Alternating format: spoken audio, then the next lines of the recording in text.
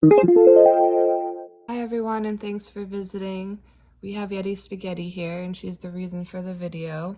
As you can see, she's been chewing around the front lip of her spaceship called the Litter Robot 3, and it's just overall dirty and it needs a good cleaning. So I took it out. There are 8 screws along the top that hold on the cover. There's a plastic screw that holds on the actual liner.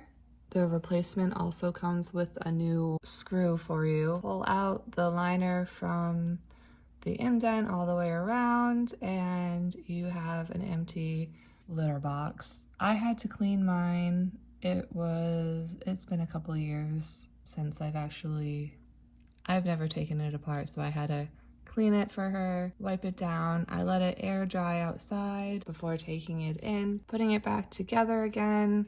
The bottom piece lines up with the gear, as you can see here, and that's what pulls it around to clear. And then you can start with your liner. It already has the black screw in it, so you just line it up with the hole.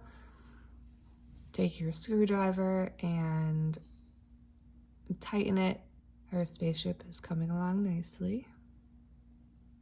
This is the foam piece at the top over here. Just take that off and put the new one on. It's provided in the order.